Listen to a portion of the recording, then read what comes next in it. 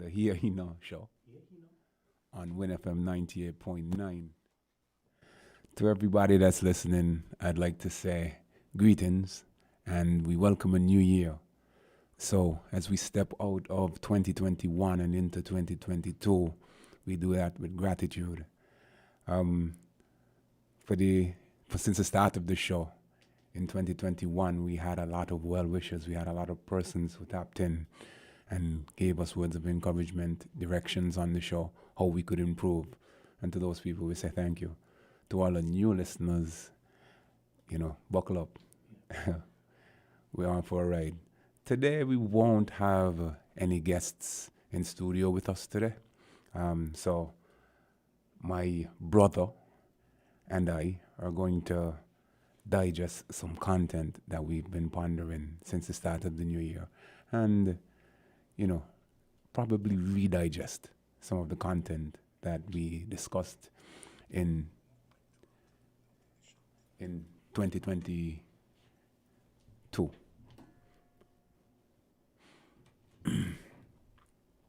Yes, sir. Okay. So let's start here. I tell you, how has your 2022 been so far? Anything eventful? 2022. Not eventful yet, but one second, let me get the proper mic here so you guys can hear me in studio. Let me use this one. Yes, sir. We go back to the same thing, 2022, New Year's resolutions and stuff like that, having some personal goals, but nothing yet to report, to the audience listening. But,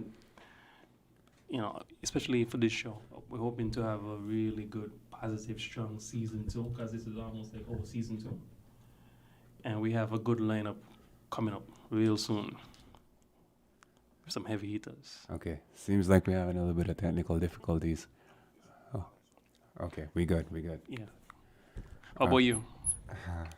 Well, along the same lines, trust in the journey.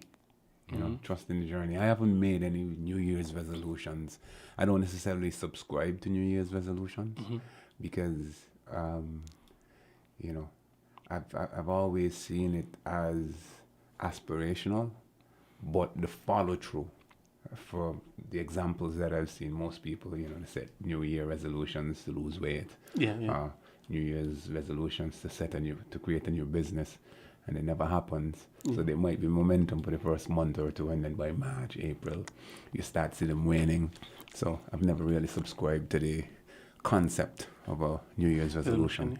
It kind of sends my mind to, the guy James Clear. Yeah.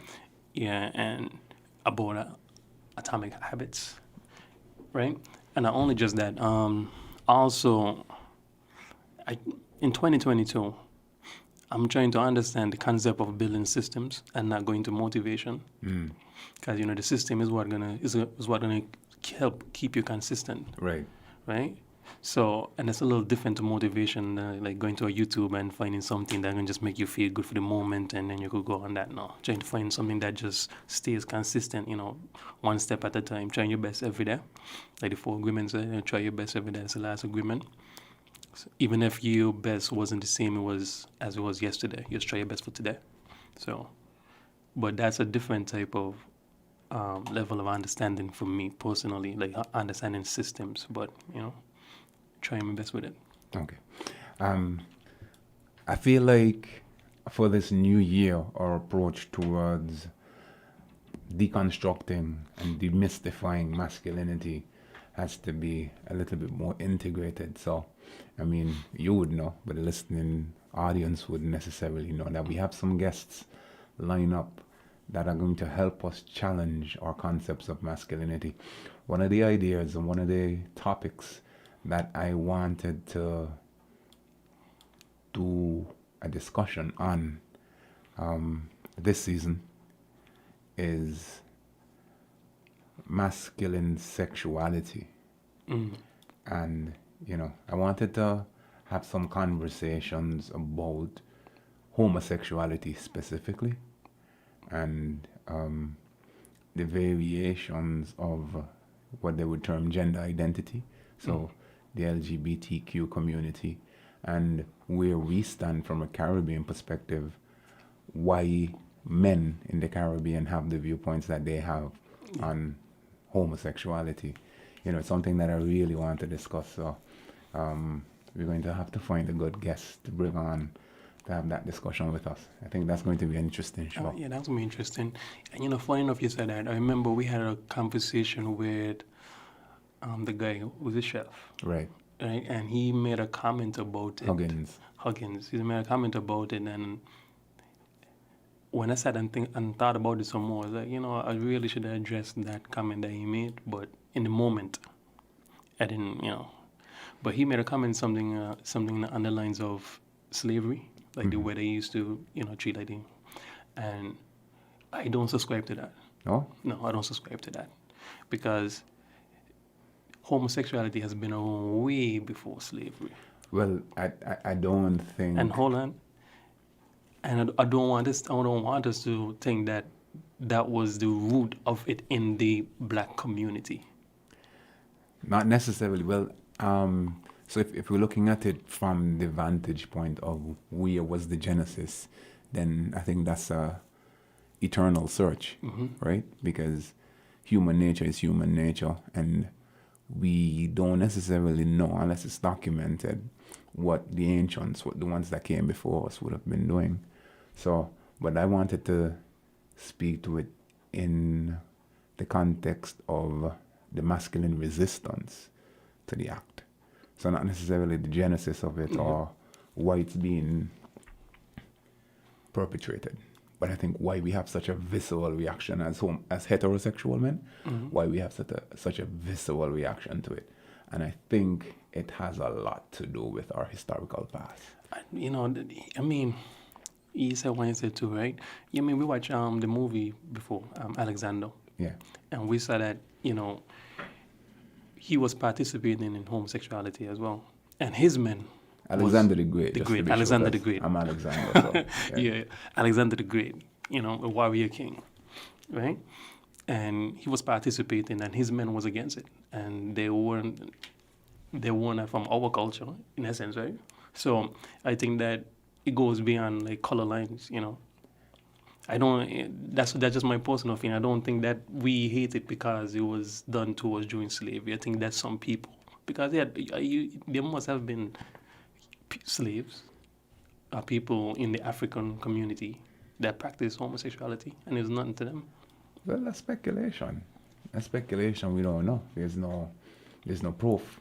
I mean, if you're talking about in the motherland and tribes or people from African descent that practice it, if we have specific examples, then I'd be willing to have those discussions.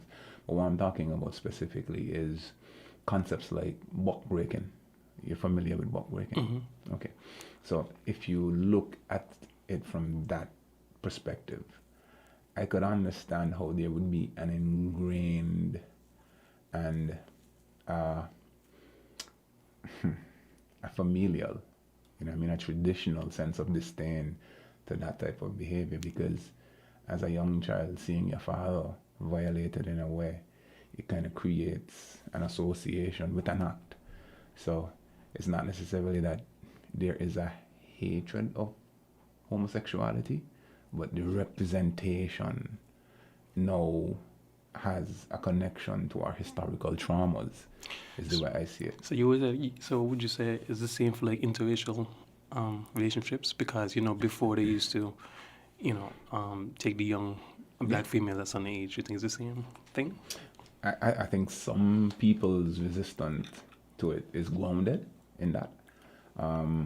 But again, an interracial relationship is a lot different to that form of sexual expression or that form of interaction between two men. So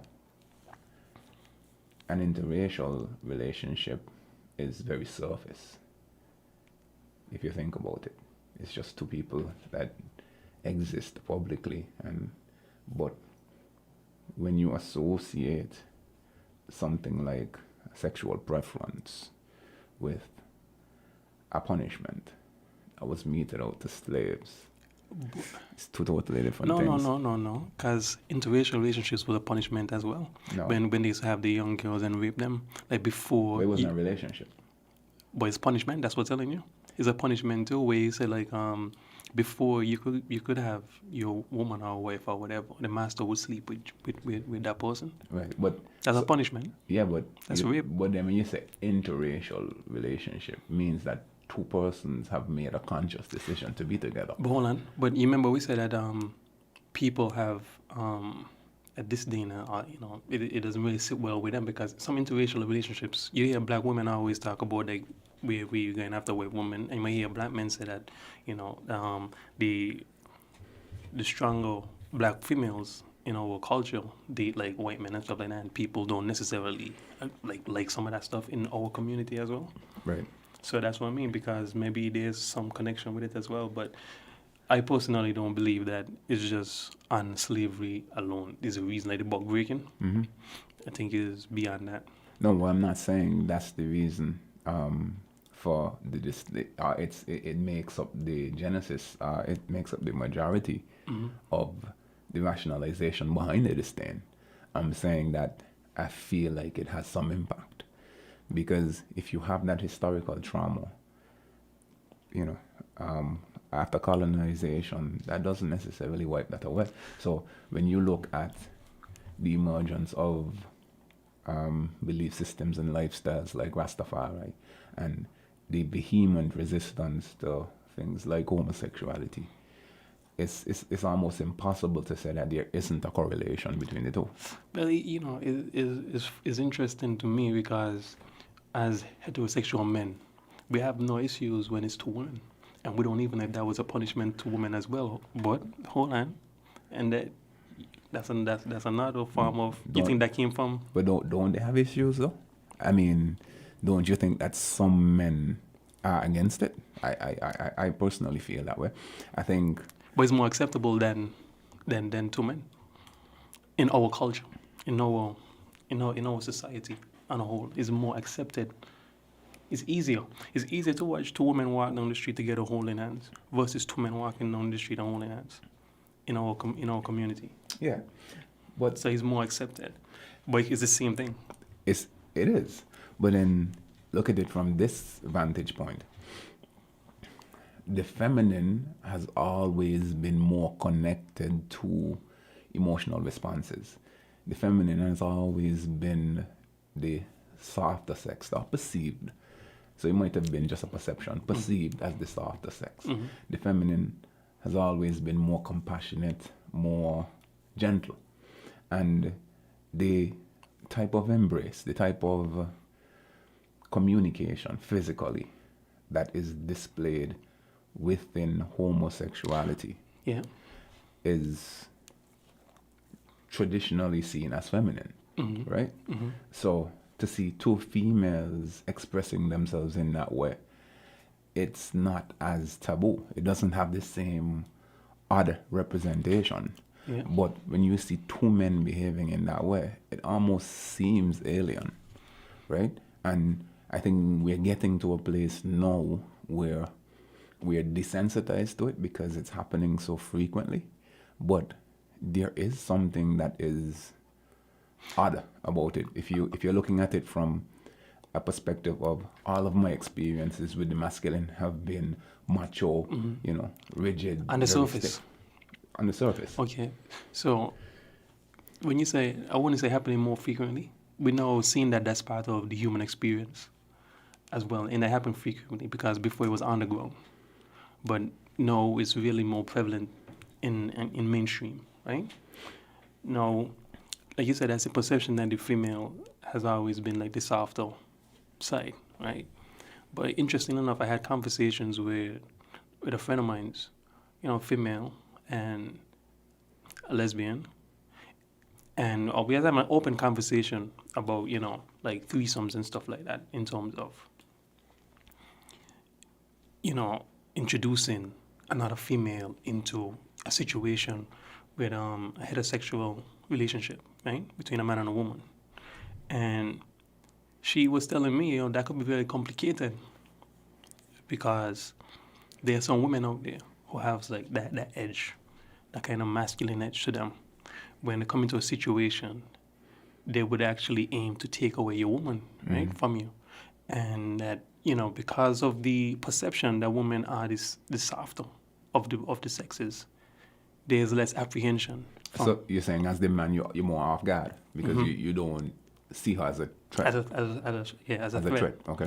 But she's saying that it's easier because it's easier for a woman to take a woman from a man. if a woman is interested in another woman, generally like bisexual or whatever, it's easier for her to take away from her man because it's less apprehension. So she could always communicate with her feeling and tell her like how she feels because there's some connection between the sisterhood. You know what I mean? So, but okay. So the point that you've just made also validates the point that I made. You were saying that same-sex relationships between two feminine energies is viewed differently than the same-sex relationship between two masculine energies. And what you've just highlighted is exactly the reason. But that's in our culture in a sense, right? Because I think globally. You remember in the same movie Alexander, he was taught, his teacher taught him, said after you reach a certain level in life, you will have to seek out like a man's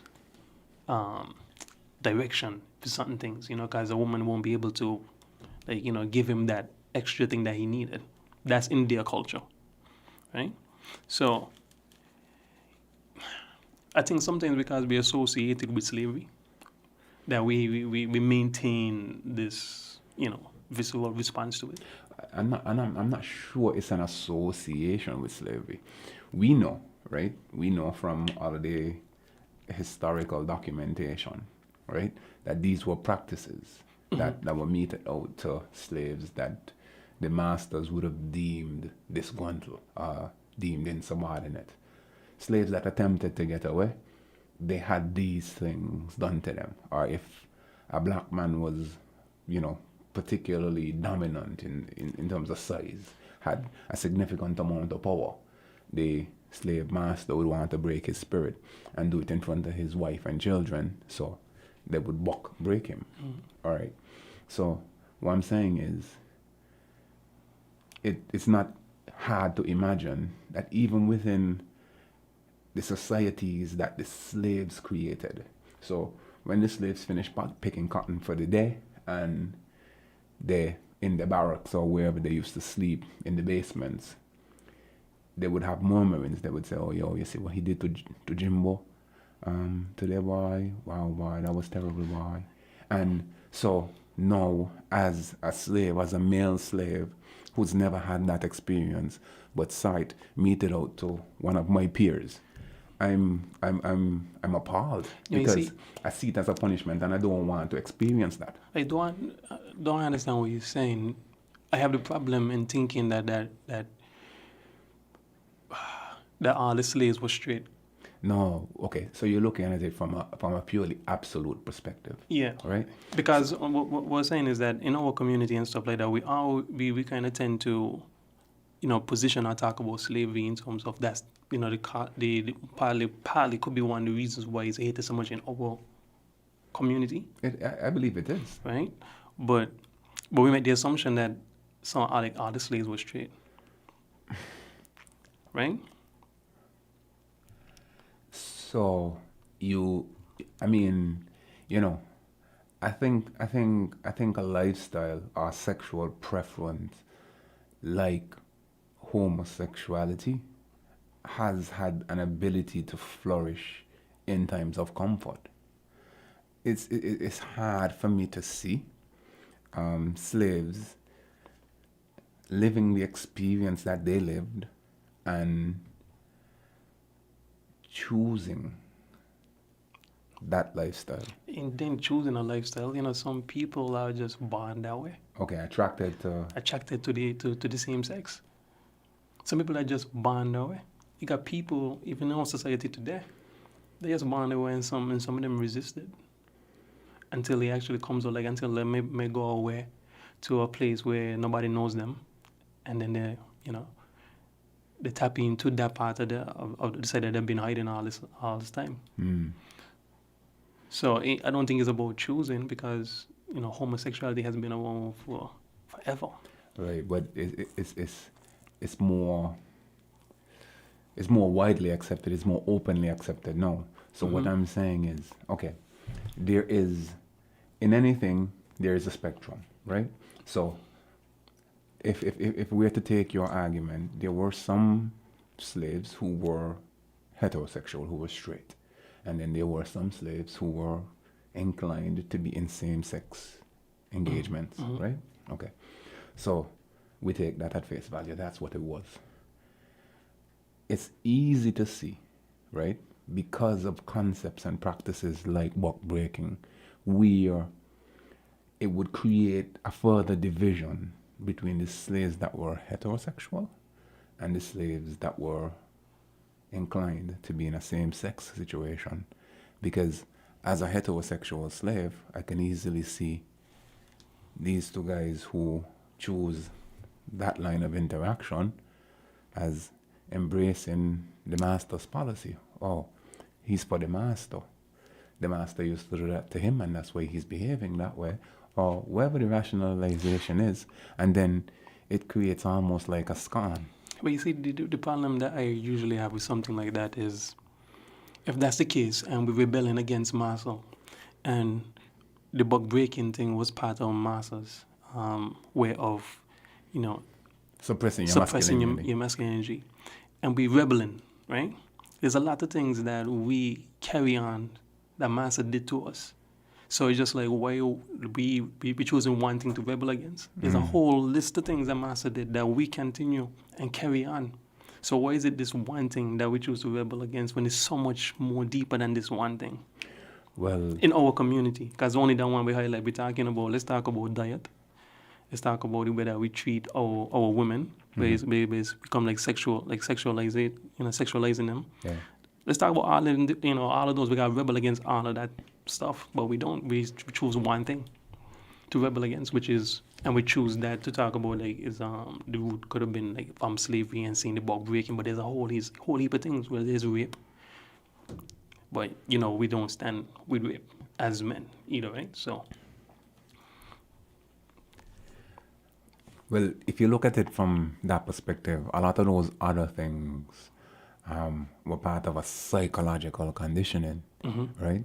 That it was easy to accept because they were integrated into your daily life on a consistent basis. So you live these experiences daily. So let's take, for example, diet. They feed you a particular way, right? They feed you a particular way, so you get the scraps.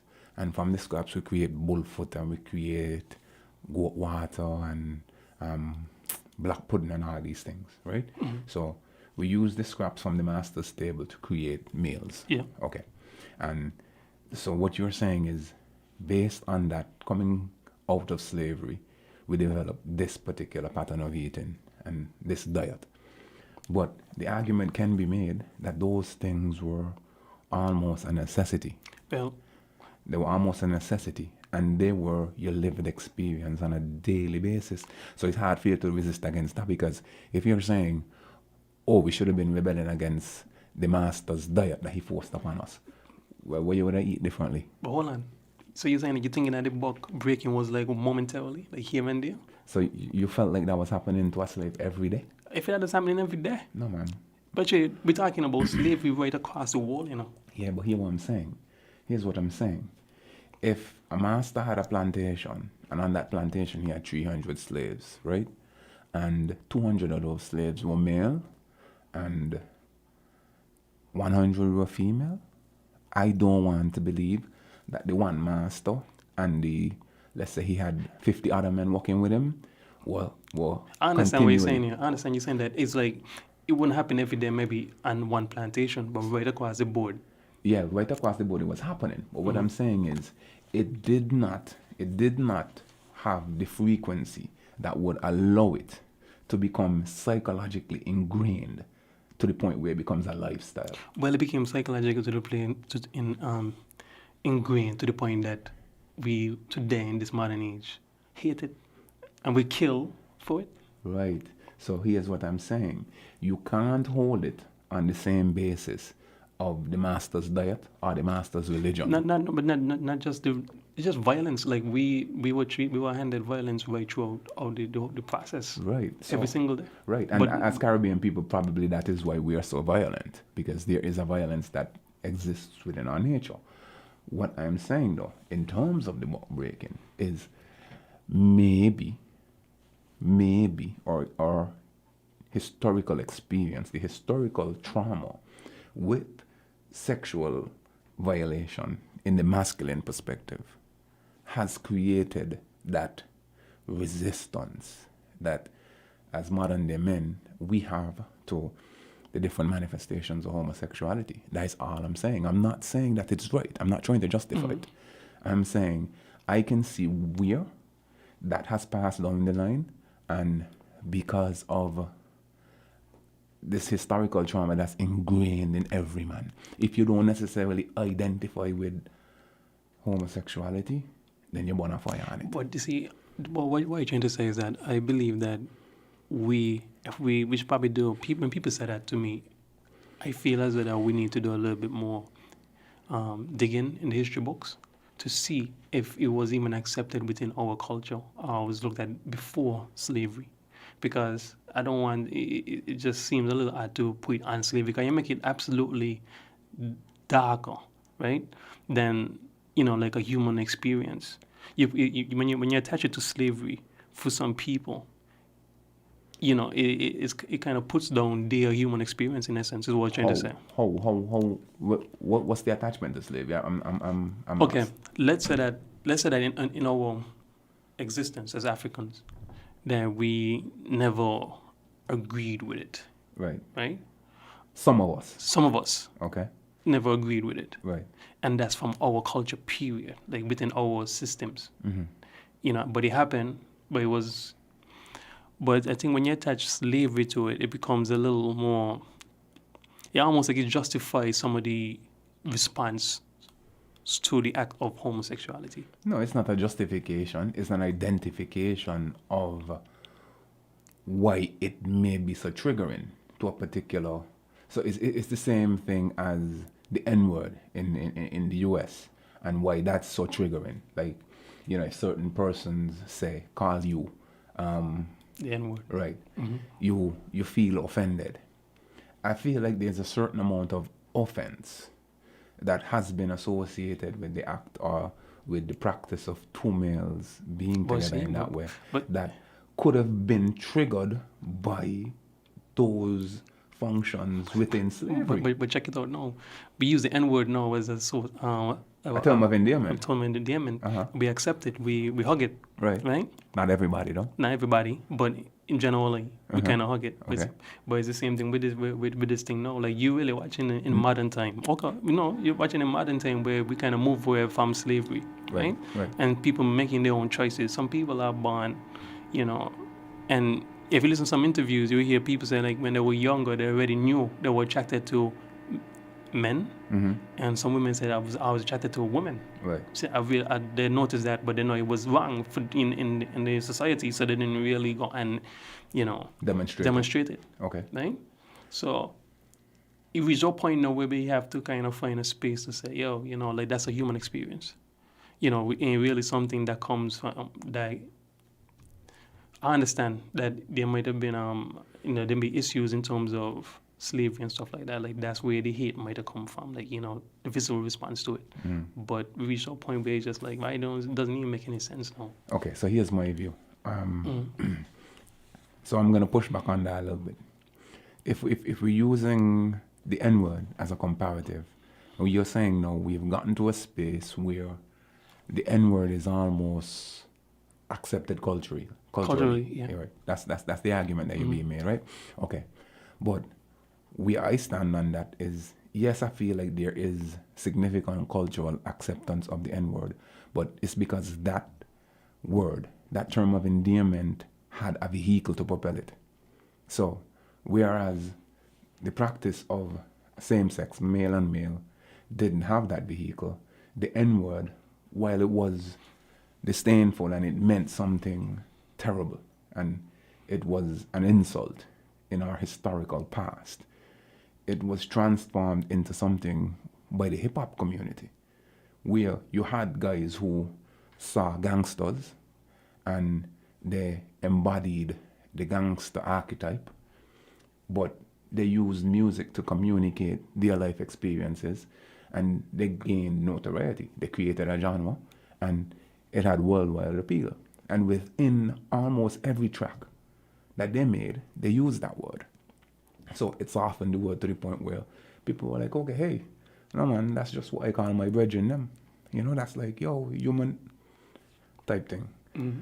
So it was softened in that way because it had a vehicle to give it a different relevance, give it a rebirth almost. Mm-hmm. Whereas an act like homosexuality has always been relegated to the shadows.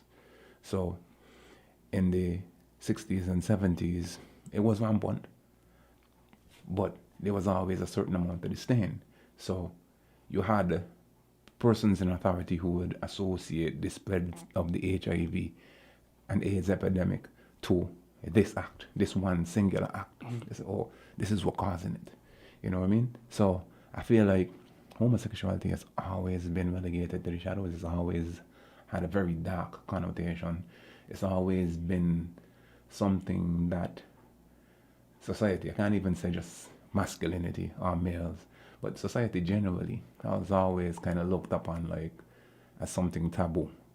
And it's now reached a place where persons of significance are coming out and saying, well, hey, I identify this type of way. And enough persons, so you got basketball stars, you got guys that are athletes, would be seen as, you know what I mean, hypermasculine, identify as homosexual, and they're breaking down some of the social barriers and some of the mental barriers that people have towards homosexuality. And because we're now in the age of enlightenment, I feel that's what's creating the shift. But I don't really think the act of homosexuality could be compared to anything else in terms of a social experience, you know what I mean, by any particular group. Yeah, but the hard part about it is, regardless to how you put it, only man to man is in when it comes to homosexuality is the one that gets cramped, right? The real judgment. That's a real judgment, yeah. Mm-hmm. Because woman to woman don't really get that kind of judgment. The man to man thing is specific, right, to that. Even if the master's wives used to go and rape, the female slaves. Yeah. The master used to bring the slave into their bedroom and do all these things to them because it might not have been all nice and pretty and nothing because some. But bro, I don't feel like it's about being nice and pretty. What I'm saying is, the feminine has always been seen as soft and gentle and expressing an emotional attachment to. Yeah, but put in the context of slavery when they would be in resistance to that. Right. No. Put in the context. How come those female like black women and stuff like women generally, like black women even so would kind of more accept woman to woman and even like homosexuality like unfold. Right. I usually like gay guys hang on with women mostly, right? But it's just us, the men, that have this visceral response towards the man to man. Right, but if you look at homosexuality, right, in the broadest possible scope, in the broadest possible context, we've now gotten to a place where we see homosexuality has a lot of different representations in terms of male and male. Mm-hmm. It has a lot of different representations where you could have a guy who is a basketball player, 6'4", built like a truck. You know what I mean? Hyper muscular. And he is in another relationship with another man who is a football player, NFL football player. So another massive dude. Both of them present as traditionally heterosexual men present. You know what I mean? So they're not flamboyant, they're not But that's only now. If you look at from the 70s to even now, right? When we thought of homosexuals, what did you think of? You thought of a very effeminate man. You thought of a man who was submissive. You thought of a man who was tender. You thought of a man who was cold and very expressive in his mannerisms, a lot of hand gestures, those types of things. Yeah, well dressed. Okay. So homosexuality had an image, right? Homosexuality had an image for the most part. That image is now being shattered because we just know, we're in the age of information again, so you could see different representations of homosexuality. But even the men who were homosexuals but looked like you and I, they were termed as in the closet. So they were homosexuals, but they didn't present themselves as homosexuals. And they hid from the public. And we have that happening a lot here in even St. Kitts Nevis. Well, I mean, no, you said that. Let's put it out there, because we ain't of that cloth, right? So we don't even actually know too much of it, like we know enough. So if anybody listening and they would like to come on here and have this discussion with us to break it down to us as heterosexual men and stuff like that, we are open. Please reach out and touch base with us so we could have that discussion. Yeah, because and I mean, like you said, this is speculation. We don't necessarily know what the homosexual experience is. Yeah. Because I've never had a homosexual encounter. I don't intend to. That's just not my cup of tea. Well, no, you intend to, because we're not in that way, but in terms of the conversation, not. I mean, the conversation. We're gonna have the conversation. Choose your words wisely. Choose your words wisely. We're gonna have the conversation, because what changed stuff for me personally when I lived in the States. I had a friend, and at a point in time I was on that wave, the Rastafari, bun this, bun that, right? And one time I came to visit that friend, and he told me his uncle is there. Walked in the room. His uncle was there, and he is a homosexual. And me being me, I'm not going to go and disrespect him, right? And some of those experiences kind of soften my view on things. Like I remember one time I had a job, and I was working with this girl for about 3-4 months solid, and she was asking me how I feel about homosexuality and stuff like that from my experiences, like being from the Caribbean. And this is, a white young lady, and just talking openly and stuff like that. So I telling her why I am. This bond that. We don't, all the violence and stuff like that was on that. And maybe about 5 months later, she said, I have something to tell you, to you. I was like, what's that? She said, I'm lesbian. And I was scared to tell you.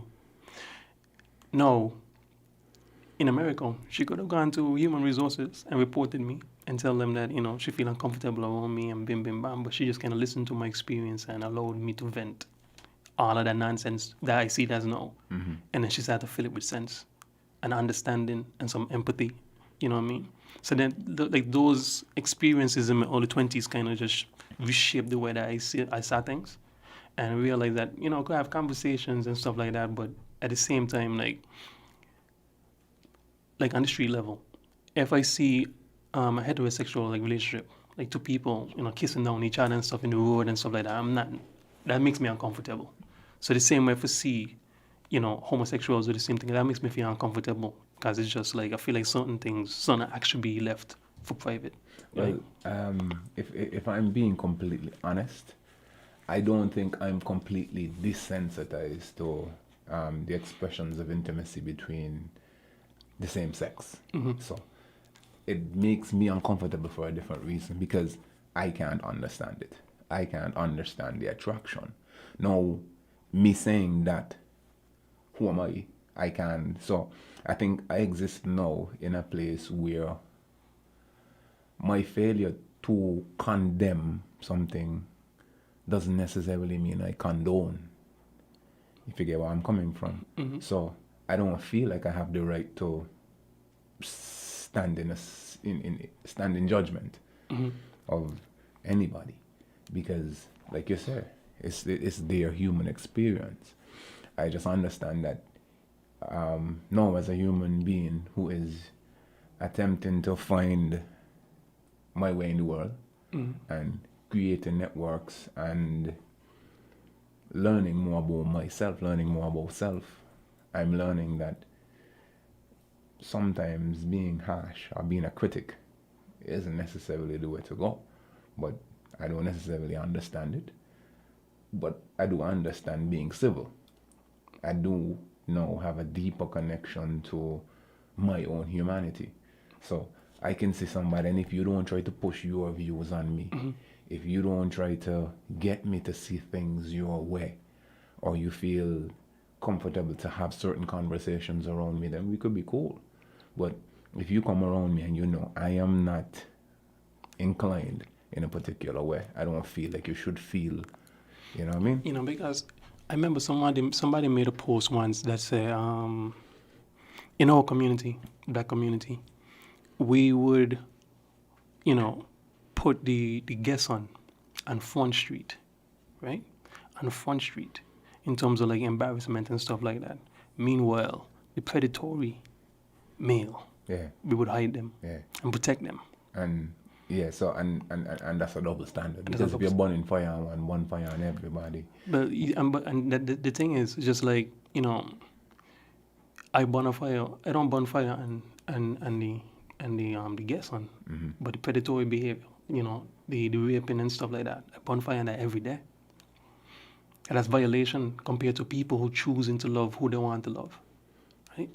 That's a violation. Oh, you know, I think it's a very, very deep topic, because in the Caribbean, as parents, we tend to have a weird attachment to our children's evolutions and what they become or who they become, right?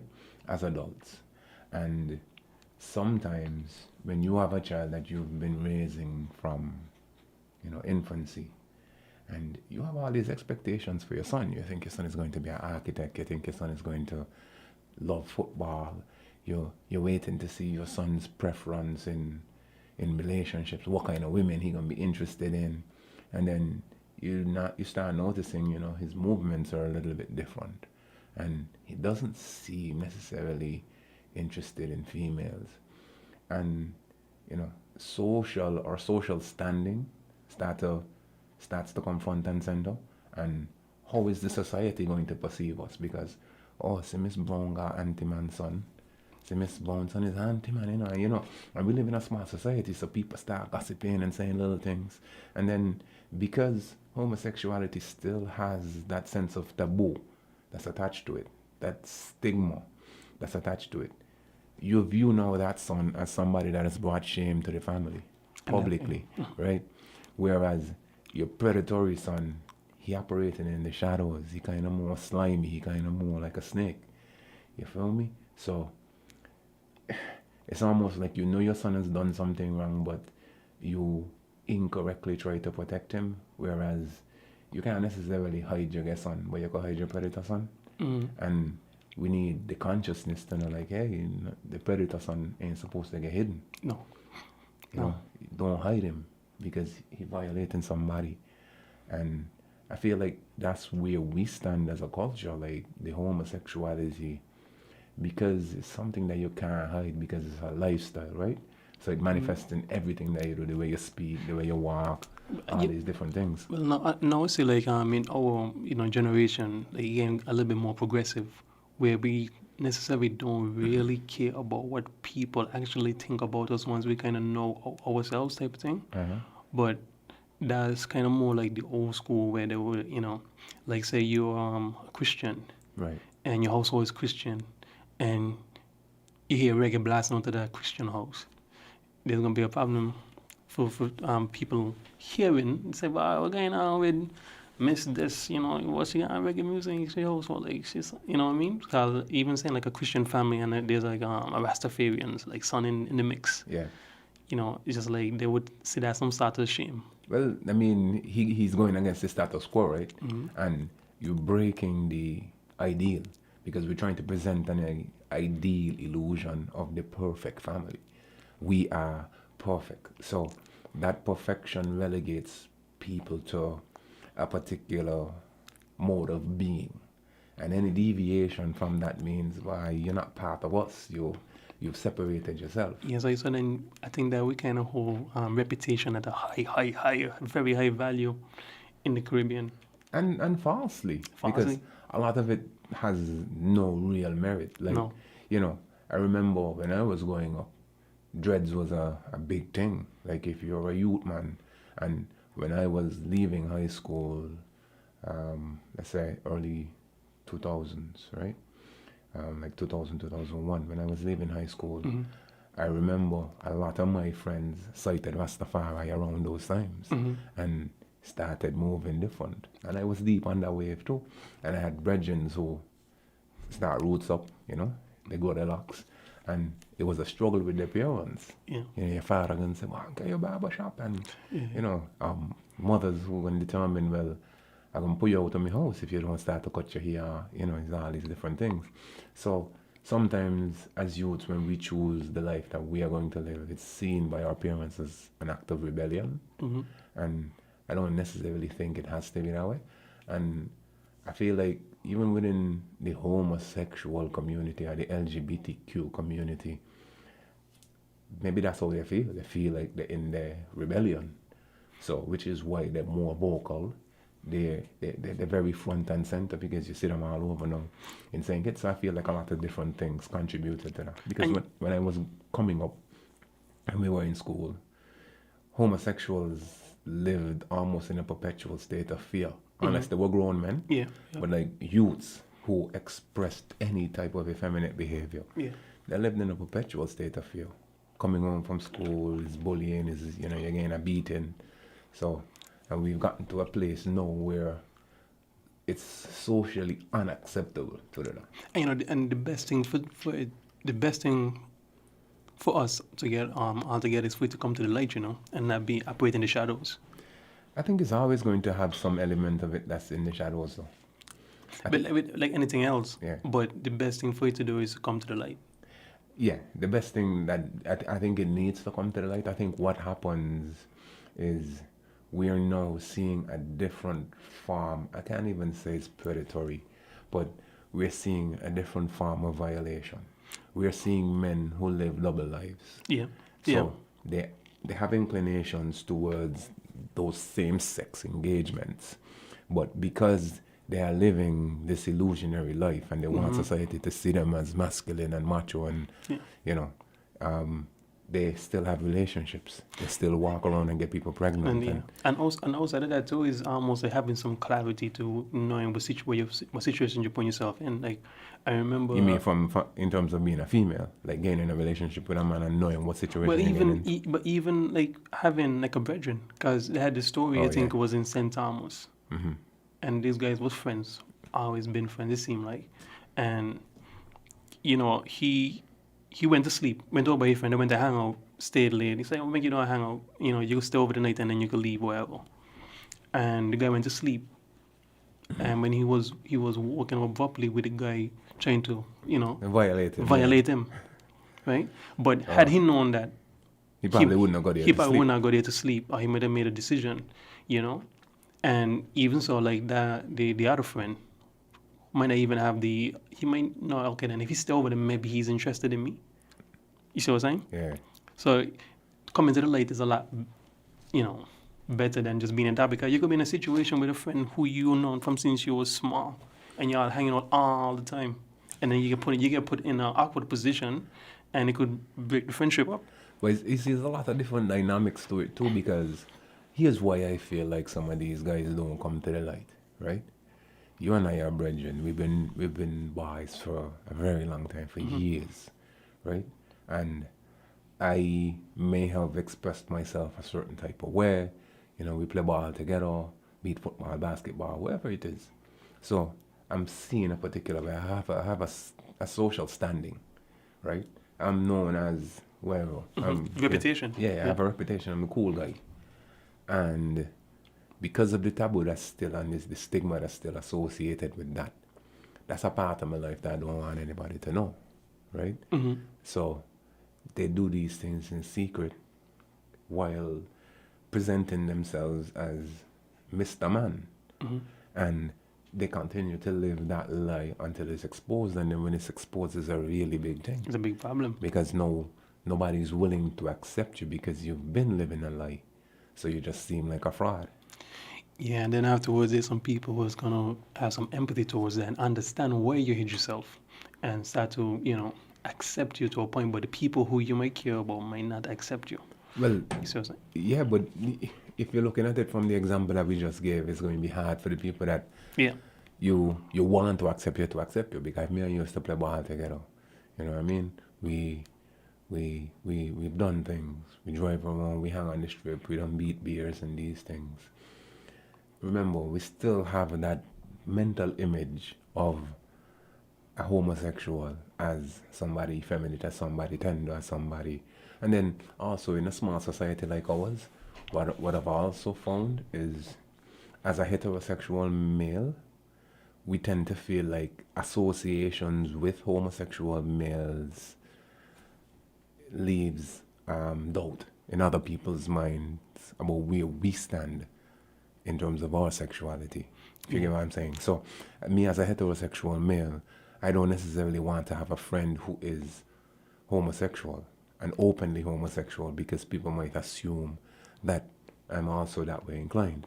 So I try to avoid homosexuals at all You costs. see, but and that's a fear, because I have friends, who are homosexual, and I have conversations with them wherever I feel like having a conversation with them, Yeah. because, and my friends them know me, like the people who need to know me know me. They know, like, T-Boy is not homosexual. T-Boy, you remember I used to joke around and call me Obama because I get along with everybody, right? But I guess maybe because my experiences of, in the States or wherever, it doesn't desensitize me, and I don't really care about the reputation part, Right.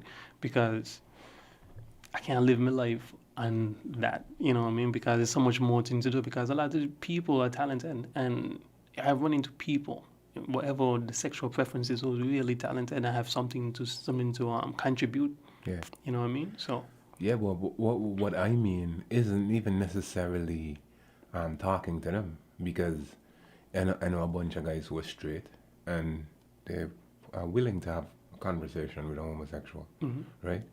But it's having them as a friend, somebody that you spend time with, well, okay. somebody that you engage with But on a let's say, consistent but let's basis. say, let's say, you found out one of your family members is homosexual, and somebody who you've been close with, you think you would end that relationship?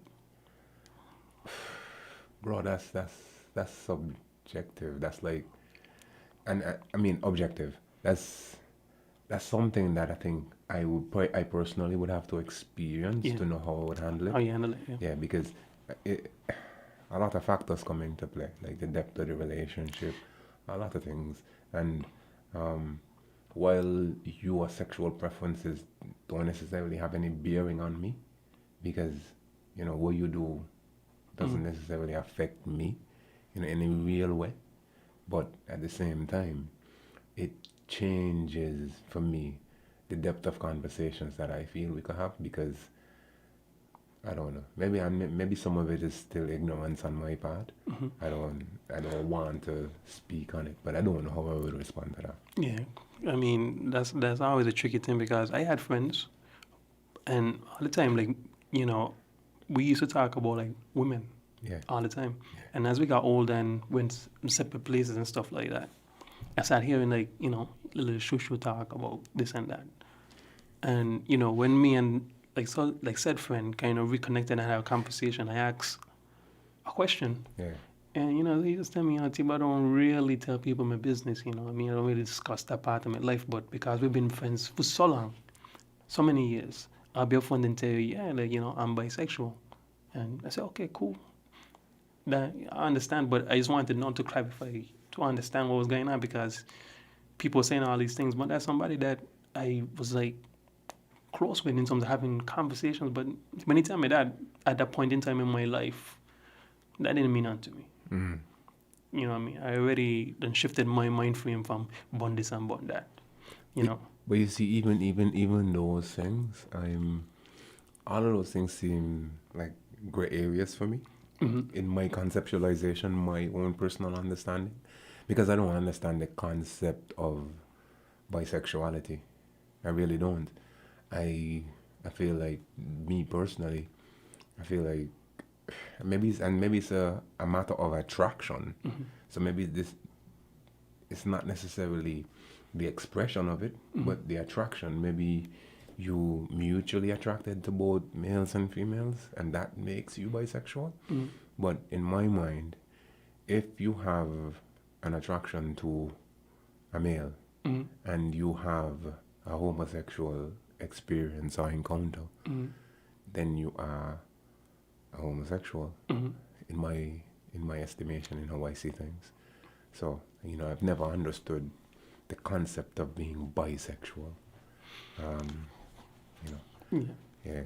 But that's somebody we have to have a conversation with. Yeah, these are conversations that need to be had with somebody that has those inclinations and are open and willing enough to kind of digest it. Because I'm coming from a place of, and I'm speaking from a place of ignorance, one, being ignorant to the topic, and two, genuinely wanting to understand so that I could dispel some of the assumptions that I've made in the past, right?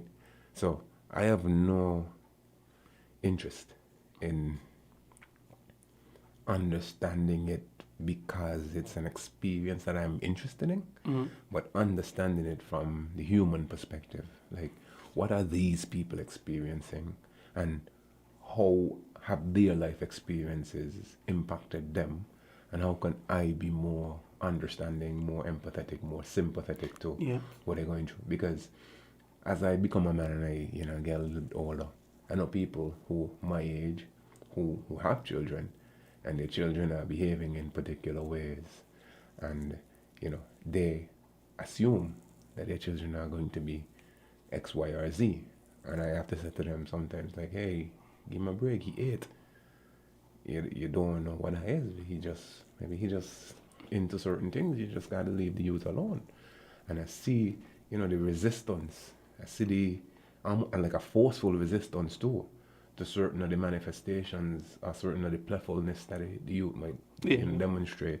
And it's scary to me, because if there is something that could make a parent have that level of disdain for their own child, and not want their child to become this thing, then I want to understand what that thing is, because it might put me in a better position to have a conversation with somebody who's also struggling with maybe their own gender identity, or, just even raising a child and seeing the child, demonstrate certain things that they might be fearful of. Yeah, I mean, like I said, that'd be a really interesting conversation to have on the show, because we need to understand it, and just to create dialogue, open dialogue. Yeah. Well, expose it a little bit, and bring it to the light. But an hour has flown by. So to everyone listening, this has been the end of the show. You've been listening to He Nuh.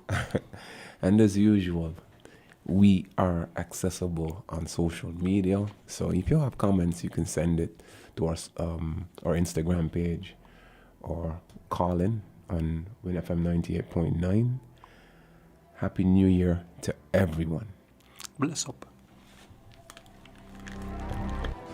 Oh, why?